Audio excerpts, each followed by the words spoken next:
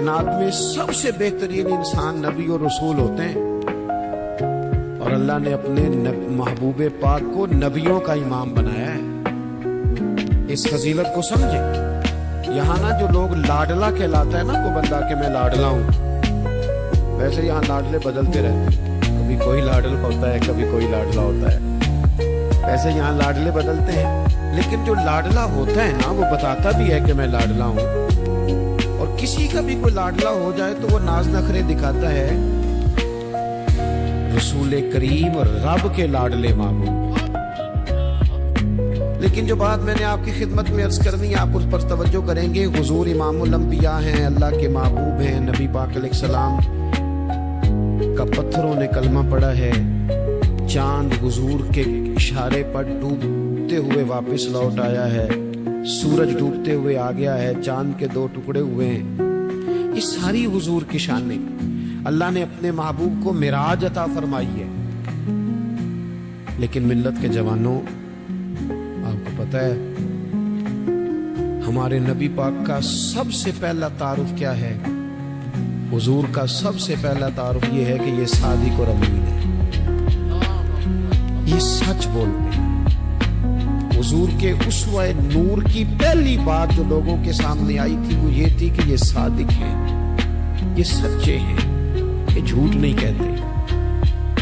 हमको पता है रसूल पाक सल्लल्लाहु अलैहि वसल्लम से पूछा गया था, हुजूर मोमिन कंजूस होता है? फरमाया कभी हो जाता है। या रसूलल्लाह मोमिन बुज़दिल भी होता है? फरमाया कभी हो जाता है। या रसूल अल्लाह मोमिन झूठ बोलता है? तो मेरे करीम ने फरमाया नहीं, मेरा मोमिन झूठ नहीं बोला करता। हुजूर का जो पहला तारुफ है ना, ये जो हुजूर की 40 साल जिंदगी है ना, इसे नबी पाक अलैहिस्सलाम ने अपनी नबुव्वत की दलील के तौर पर बयान फरमाया है। फरमाया फ़क़द लबिस्तु फ़ीकुम उमरन मिन क़ब्लिही अफ़ला ताक़िलून। महबूब आप इनसे कह दे मैंने तुम्हारे बीच वक्त गुजारा है, तुम्हें अकल नहीं? को मेरी तरह का सच्चा देखा है तो दिखाओ। आज मेरी मिल्लत का सबसे बड़ा मसला झूठ है, सबसे बड़ा मसला इत्माद नहीं।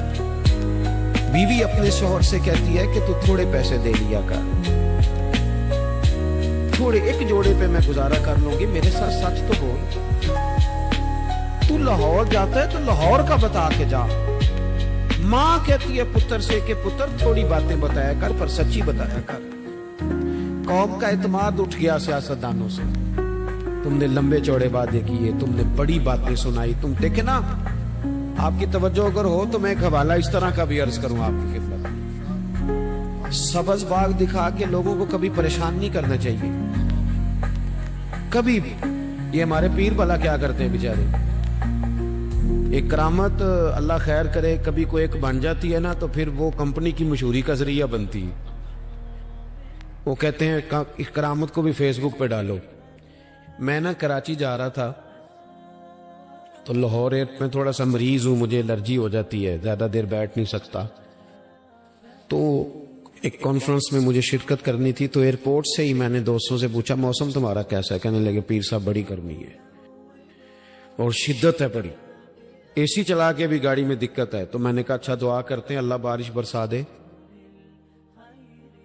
तो ये दुआ लाहौर हो रही थी, मैं कराची एयरपोर्ट पे उतरा तो बारिश हो रही थी। तो जो मुझे लेने आए थे ना साहब, वो गाड़ी में एक बंदे को कह रहे हैं कि वो पीर साहब ने लाहौर आख्या सी, 1.5 घंटे जमी आ गया है। और मैंने उसे कहा बस कर, अब आगे ना बता, ऐसा ना हो कि 2-4 लोग आ जाएं कि पीर साहब जो कहते हैं वो हो जाता है। जेड़े महरम राज हकीकत दे और राज़े हकीकत खोल दे नहीं।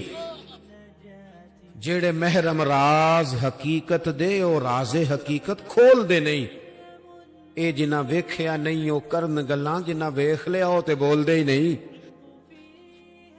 इसलिए ये इस तरह करामतों को ना कंपनी की मशहूरी का जरिया, हमारे सियासतदान, हमारे बड़े लीडरान वो सबज बाग दिखा देते। आप थोड़ी बातें करें, महदूद करें, मुख्तसर करें। देखें अल्लाह के महबूब अलैहिस्सलाम से ताइफ वालों ने कहा था,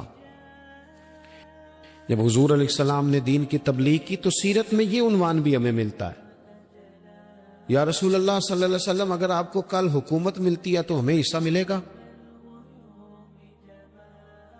عرب کے لوگوں کا مزاج تھا نا، انہوں نے حضور سے کہا اگر کل کلاں حکومت ملتی ہے تو ہم شریک ہوں گے؟ تو حضور مسکرائے، اور میرے نبی پاک کو حکومت ملنے کا پاک کتنا زیادہ تھا کہ مکے سے ہجرت کر رہے ہیں، مدینہ شریف ابھی پہنچے نہیں، رستے میں سراقہ بن مالک سے کہہ رہے ہیں کسرا کے کنگن آئیں گے، یعنی حضور بتا رہے ہیں کہ سپر پاور بھی ساری یہاں آ جائے گی۔ حضور تو خندق والے دن ایک ہتھوڑا مارتے تھے تو فرماتے تھے روم فتح ہو گیا، دوسرا مارتے تھے تو کہتے تھے ایران فتح ہو گیا۔ یہ بخاری میں چیزیں آپ کو ملے گی۔ حضور کو کامل یقین تھا کہ اذا جاء نصر اللہ والفتح، کامل یقین تھا کہ ان فتحنا لک فتحا مبینا، یہ ہوگا سارا کچھ۔ لیکن انہوں نے جب کہا نا ہمیں حصہ ملے گا تو حضور مسکرائے، فرمایا تم کہتے ہو حکومت تمہیں ملے گی؟ فرمایا بھائی سنو، حکومت اسے ملتی ہے جسے اللہ عطا کرتا ہے۔ بات ختم کرتی، سچ بولے، زندگی میں سچی بات کریں۔ اللہ کے رسول صلی اللہ علیہ وسلم نے ہمیں پہلا سبق سچ کا دیا، اسے سادی تقریر نہ سمجھنا، یہ عنوان دین ہے۔ اپنی زندگی سے جھوٹ کو نکال دیں۔ آپ جو تھوڑی باتیں کر لیں پر جو کہیں اس پر کھڑا ہونا سیکھیں، اپنی زندگی کے اندر استقامت کا نور لائیں۔ جوانوں، کبھی بھی جھوٹ کی بنیاد پر رشتے نہ قائم کرنا۔ آتے ہیں رشتہ دیکھنے والے تو کوئی باتیں سناتے ہیں، ہمارے گھر والے ہو بیٹا تو ولی ہوتا ہے، کیا بات ہے؟ اور پھر بعد میں یہ حالت ہوتی ہے کہ اماں کہتی ہے میں آپ بڑا سمجھانی ہے، انہوں میری بھی نہیں سنتا۔ تو وہ رشتہ دیکھتے وقت تو آپ نے کہا تھا کہ بہت بڑا درویش ہے۔ آپ اور بچی والے بھی کچھ ایسے کام کرتے، رشتہ کرانے والے سے کہتے ہیں ہم نے کار بھی دینی ہے۔ کیوں آپ نے لالچ پیدا کیا؟ کیوں پہلے آپ نے خرابیاں کی؟ اپنی زندگی میں سچ بولے، سچی بات کرے، کبھی بھی کوئی ایسا کام نہ کرے جس سے کہ لوگوں کی طبیعت ایسی ہو کہ لوگ سمجھیں کہ یہ لوگ تو غلط بیانی کے عادی ہیں۔ دیکھیں بخاری میں موجود ہے، سیرت کی تمام کتابوں میں الفاظ کے اختلاف کے ساتھ یہ اپنی اصل کے ساتھ یہ چیز ہر جگہ موجود ہے۔ حضرت ابو سفیان رضی اللہ تعالیٰ عنہ بعد میں مسلمان ہوئے، فرماتے میں جب شاہ روم کو حضور کا خط گیا تھا نا ہرقل کو، حضور صلی اللہ علیہ وسلم نے اس سے کہا کہ کلمہ پڑھ لو، خطوط لکھے نبی کریم نے۔ اس نے کہا یہاں ڈھونڈو کوئی عرب کا سردار اگر آیا ہو تو میں ملنا چاہتا ہوں۔ ابو سفیان کہتے ہیں میں بغرض تجارت وہاں موجود تھا، مجھے لوگ پکڑ کے بادشاہ کے پاس لے گئے، میں کلمہ نہیں پڑھتا تھا۔ جب کوئی کسی کا مخالف ہوتا ہے تو اس نے کوئی کہانی بھی یاد کی ہوئی ہوتی ہے۔ ان لوگوں نے کہانی بھی یاد کی ہوئی تھی، معاذ اللہ جادوگر ہیں، شاعر ہیں، یہ کہانیاں بھی سناتے تھے۔ کہتے ہیں کہ مجھے وہ لے گئے، بادشاہ کے سامنے کھڑا کر دیا۔ اب بادشاہ نے سوالات پوچھے، میں کوئی حق میں نہیں تھا کہ میں حق میں باتیں کرتا، میں تو اس وقت تک کلمہ نہیں پڑھتا تھا، اور جو کفار کہتے تھے وہ ساری باتیں میں نے کرنی تھی۔ کہتے ہیں بادشاہ نے اپنے دربار میں کھڑا کر کے سوال کیے، بڑے سوال پوچھے، بڑے میں نے جواب دیے، بڑے سوال پوچھے۔ یہ بھی پوچھا کہ ماننے والے ان کے غریب ہیں کہ امیر ہیں؟ میں نے کہا نہیں، ماڑے ماڑے بندے۔ میلاد کے جلوسوں میں بھی ماڑے ماڑے بندے ہی جاتے ہیں، ماڑے ماڑے ہیں، غریب لوگ ہیں۔ اس نے یہ بھی پوچھا کہ ماننے والے بڑھ رہے ہیں یا گھٹ رہے ہیں؟ میں نے سارے جواب دیے۔ او ملت کے جوانوں، خدا را میری بات سننا۔ ابو سفیان کہتے ہیں غیروں کا دربار، سوال کرنے والا بھی کلمہ نہیں پڑھتا، ابھی جواب دینے والا بھی کلمہ نہیں پڑھتا۔ اس نے مجھ سے کہا کہ آپ نے بتایا کہ آپ رشتے میں چچا ہوتے ہیں، یہ بتاؤ وہ جنہوں نے اعلان نبوت کیا ہے کیا کبھی انہوں نے جھوٹ بھی بولا ہے؟ آج لوگوں نے نام نہیں بدل دیا جھوٹ کا، کچھ نے بہانہ نام رکھ دیا جھوٹ کا، جی میں نے بہانہ کر دیا تھا۔ کچھ کہتے ہیں جی وہ تو میں نے تو بس ایسی بات، وہ تو میں نے مذاق کیا تھا۔ جھوٹ کے نام نہیں بدل دیے لوگوں نے۔ ابو سفیان کہتے ہیں مجھ سے بادشاہ کھڑا کر کے پوچھنے لگا کیا کبھی انہوں نے جھوٹ بھی بولا ہے؟ ابو سفیان کہتے ہیں کہ لمحے کے لیے میرے دل میں آیا کہہ دوں کہ بولا ہے۔ پھر میں نے کہا ایک تو یہ عرب کی وفاداری کے خلاف ہے، اور دوسرا میں کہوں گا وہ جادوگر ہیں تو شاید کو ایک سیکنڈ کے لیے توجہ کرے، میں کہوں گا وہ شاعر ہیں شاید کوئی توجہ کرے، اور مدینے والے نے جھوٹ بولا یہ تو مانے گا ہی کوئی نہیں۔ سنو سنو، جن چیزوں کو معمولی سمجھ کے ہم نے رائج کیا وہ ہمارا وقار لے گئی، دنیا ہم پر اعتماد نہیں کرتی۔ ہم اس ملک میں بستے ہیں جہاں زلزلہ بھی آئے تو غیر ملکی امداد کرنا چاہیں تو وہ کہتے ہیں حکومتوں کے ہاتھ میں نہیں دیں گے، خود جائیں گے۔ ہمارا یہ حال ہو گیا ہے کہ قوم پر اعتماد اٹھ گیا دنیا کا، ہمیں پلٹنا ہے، ہم نے دیکھنا ہے ہمارا رویہ کیا ہے، ہمارا انداز کیا۔ تھوڑی کر لیں باتیں، کو ضروری ہے صبح شام بولنا، تھوڑے کر لیں باتیں، تھوڑے دعوے کر لیں، کو ضروری ہے۔ سنو میرے عزیز، ابو سفیان کہتے ہیں کہ اس نے کہا کبھی جھوٹ بھی بولا ہے؟ میں سوچ میں پڑ گیا۔ بادشاہ نے پھر دہرا کے کہا سردار چپ کر گئے ہو، میرے آخری سوال کا جواب دو، کیا کبھی اس کریم نے جھوٹ بولا ہے؟ ابو سفیان کہتے ہیں میرے ہاتھ میں چھڑی تھی، میں نے وہ زمین پر رکھی اور میں کھڑا ہو گیا، میں نے کہا سردار سن، وہ میرے رشتے میں بھتیجے ہیں، میری بڑی مخالفت ہے، میں نے ان کے خلاف جنگیں لڑی ہیں، کبھی وہ غالب آئے کبھی میں غالب آیا، آج تک میں لڑنا ہوں، لیکن میں ایک بات تمہیں ذمہ داری سے کہتا ہوں، میں غیر نہیں ہوں، وہ میرے بھتیجے ہیں، میں نے ان کو ماں کی گود میں بھی دیکھا ہے، دادا کے کندھوں پہ بھی دیکھا ہے، چچا کے گھر میں بھی دیکھا ہے، ختیجہ کا دولہا بنے بھی دیکھا ہے، زینب سے لے کر فاطمہ تک بیٹیوں کو گود میں کھیلتے بھی دیکھا ہے، میں نے انہیں بدر اور احد میں آتے بھی دیکھا ہے، میرے سامنے پیدا ہوئے اور میرے سامنے ان کے بالوں میں سفیدی آئی، مخالفت اپنی جگہ پر میں تمہیں یہ بات ذمہ داری سے بتاتا ہوں، اس محبوب کی زبان سے جو بھی نکلتا ہے حق اور سچ ہی نکلا کرتا ہے۔ وہ اسیر دشمن کی چاہ میں بھی، مخالفوں کی نگاہ میں بھی وہ امی ہے، صادق ہے، معتبر ہے، میرا پیغمبر عظیم تر ہے، میرا پیغمبر عظیم تر ہے، میرا پیغمبر عظیم تر ہے۔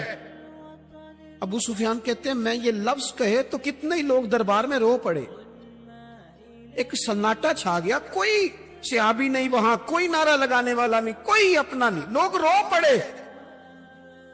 کہتے ہیں بادشاہ نے چادر اٹھائی کندھے پہ رکھی، کچھ دیر سوچتا رہا، پھر وہ چل دیا۔ میں نے پیچھے سے آواز دی، میں نے کہا تو نے اتنے سوال پوچھے، میں نے اتنے جواب دیے، کوئی ریزلٹ بھی تو بتانا کیا نکلا، نتیجہ کیا ہے؟ تو بادشاہ نے پلٹ کے میری طرف دیکھا، کہنے لگا سردار نتیجہ تو نکل آیا نا یار، جس بندوں سے جھوٹ نہیں بولا وہ یہ جھوٹ کیوں بولے گا کہ میں اللہ کا رسول بن کے آیا؟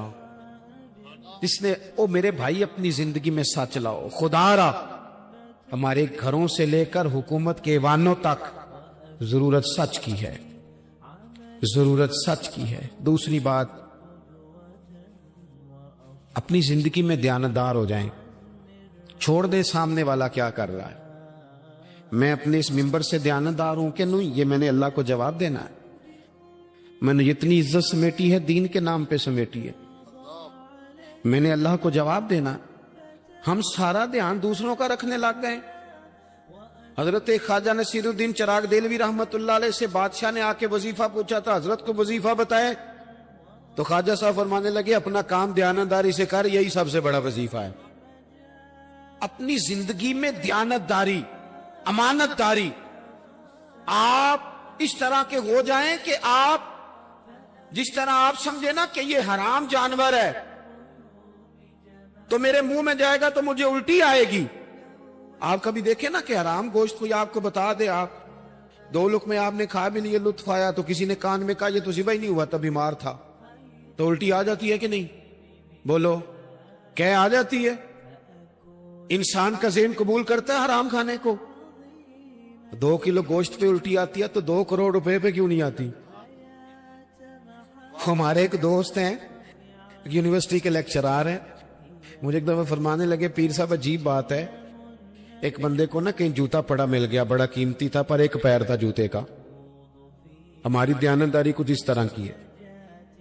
ایک پیر ملا, جوتا بڑا قیمتی تھا, مہنگا تھا, تو اس نے اس کا مالک ڈھونڈنا شروع, یہ کس کا ہے, یہ کس کا ہے, یہ کہ شور کر رہا ہے. لیکن تھوڑا سا آگے جا کے جوتے کا دوسرا پیر مل گیا, پر اس نے مالک ڈھونڈنا بند کر دیا. اس کو اب اس کا دوسرا پاؤں مل گیا تو اب اس نے, یعنی کئی دیانتدار بڑے دیانتدار ہیں لیکن دوسروں کے معاملے میں, اپنے معاملے میں نہیں. اپنی زندگی میں انصاف کریں. میں مسجد میں جمعہ پڑھاتا ہوں. میں نے ایک دن اپنے ایک مدرسے کے طالب علم سے پوچھا, بیٹا جمعرات کو میں نے پوچھا, میں نے کہا صبح جمعے میں تقریر کیا کرنی ہے؟ کہتے میں جو فیصلہ نہیں کیتا. میں کہا تو بڑا مولوی ہے نا, میں چھوٹا, میں تو جمعہ پڑھا کے شام میں فیصلہ کر لینا بھی اگلے جمعے کی بیان کرنا ہے. کیوں؟ میں چاہتا ہوں میں ممبر سے دیانتدار رہوں, میں ایک ہفتہ تیاری کروں, میں نے قوم کو اللہ رسول کا دین بتانا ہے. میرا یہ مقصد تو نہیں ہے کہ 1 گھنٹہ مجھے ملے تو میں نے کسی طریقے سے اسے پار کرنا ہے. آپ اپنے کام کے ساتھ ہمیشہ دیانت کا مظاہرہ کریں. اگر آپ دیانتدار ہو جائیں, حضرت سعید بن عامر رضی اللہ تعالیٰ عنہ کو حضرت عمر نے کہا میں آپ کو ایک صوبے کا گورنر بنانا چاہتا ہوں. رو پڑے, فرمانے لگے اس قابل نہیں ہوں. آپ کہیں, مجھے بھی آپ کہہ دیں کہ فلانا عہدہ ملتا ہے تو تیار ہے ساری دنیا. کون انکاری ہے اس کام سے؟ سب تیار بیٹھے. لیکن روتے تھے لوگ کا جناب میں کہاں کر سکتا ہوں. حضرت عمر نے لگا دیا حمص کا گورنر. کچھ مہینوں کے بعد حضرت عمر تشریف لے گئے, جا کے پوچھا کہ کیسا ہے, تو پہلے تو ایک لسٹ منگوائی حضرت عمر نے. کچھ مال آیا ہے تو مختلف صوبوں میں بانٹنا ہے, غریبوں کی لسٹ لاؤ. ان کے صوبے کی لسٹ آئی تو تیسرا نام گورنر صاحب کا تھا. وہ کہا تمہارا گورنر مسکینوں غریبوں میں؟ کہنے لگے حضرت صاحب جو لسٹ بنانے والے تھے وہ کہنے لگے اب ان کے وجود پر جو کپڑے ہیں جگہ کوئی نہیں بچی, پیوند کہاں لگانے ہیں. دامان توکل کی یہ خوبی ہے کہ اس پر پیوند لگے ہوتے ہیں پر دھبے نہیں ہوتے. پیوند لگے ہوتے ہیں پر دھبے نہیں ہوتے. حضرت عمر نے معلومات کی ان کے صوبے میں جا کے, تمہارا گورنر کس طرح کا ہے؟ عرض کی حضور 4 شکایتیں. یہ جمہوریت ہے. آج تو ہر سیاسی جماعت میں ڈکٹیٹرشپ ہے, آج کہاں جمہوریت ہے. آج تو آپ جتنے شاہ کے وفادار ہو جائیں گے اتنا اچھا عہدہ لیں گے, جتنا مرضی قابل بندہ ہو جماعت کے اندر. لیکن اگر وہ پورا تابع دار نہیں تو نظام نہیں چلتا, جتنا مرضی قابل ہو. حضرت سعید بن عامر رضی اللہ تعالیٰ عنہ 4 شکایتیں, عام آدمی شکایتیں کر رہے ہیں. حضرت عمر نے کہا کون کون سی؟ تو انہوں نے کہا جی پہلی شکایت یہ ہے کہ ہمارے گورنر, توجہ ہے میرے بھائیوں کی, انہوں نے کہا جی پہلی شکایت یہ ہے کہ گورنر صاحب صرف دن کو ملتے ہیں, انہیں رات کو بھی لوگوں سے ملنا چاہیے. دوسری شکایت یہ ہے کہ جب شروع میں آئے تھے تو فجر کے بعد بیٹھ جاتے تھے, مسائل سنتے تھے. اب سورج نکلنے پر اشراق چاشت کے ٹائم 8, 9, 10 بجے آتے. تیسری شکایت یہ ہے کہ ہفتے میں 1 دن ملتے ہی نہیں. چوتھی شکایت یہ ہے کہ کبھی کبھی ایسے ہی رونے لگتے ہیں, بیٹھے بیٹھے بے ہوش ہو جاتے ہیں. تو آپ نے دیوانہ آدمی ہمیں دے دیا ہے. حضرت عمر فاروق رضی اللہ تعالیٰ عنہ نے حضرت سعید بن عامر کو مجمع میں پوچھا, جناب آپ پبلک کے نمائندے ہیں, آپ کو سوالوں کے جواب دینے چاہیے, بتلائیے نا. اور یہ پبلک کے نمائندے صرف سیاستدان نہیں ہوتے, پیر صاحبان بھی ہوتے ہیں, مسجد کا خطیب بھی ہوتا ہے. اگر حضرت عمر سے پوچھا جا سکتا ہے کرتا کہاں سے آیا, تو پیر صاحب سے بھی تو پوچھا جا سکتا ہے نا. ان کو بھی جواب دینا چاہیے, ان کو بھی بتانا چاہیے, اس لیے کہ وہی تو دعویٰ کر رہے ہیں فقر بتانے کا. تو حضرت عمر نے 4 سوال کہا, سعید آپ کے ذمے 4 سوالوں کے جواب ہیں. تو حضرت سعید بن عامر نے گردن جھکائی, کہنے لگے پہلے ہی کہا تھا میں گورنری کے قابل نہیں. فرمایا اب تو بن گئے ہونا, جواب تو دینا ہے, حضور بتلائیے. فرمایا پہلا سوال آپ سے یہ ہے کہ یار لوگ کہتے ہیں رات کو کام پڑ جاتا ہے اور آپ ملتے نہیں. تو حضرت سعید بن عامر نے اپنی داڑھی پکڑ لی, عرض کی حضور یہ ساری سفید ہو گئی ہے, بڑھاپا ہے. دن مخلوق کے لیے رکھا ہے، رات اپنے رب کے لیے رکھی ہوئی۔ اگر پھر بھی کسی کو شوق ہو تو سعید بن عامر جب بھی ملے گا مسجد میں ملے گا، ساری رات بارگاہ ربوبیت کی او سنگیو تھوڑا مسلح بھی یار مضبوط کر لو، تھوڑا سا نا، ہم نہ تھک گئے ہیں فون سن سن کے۔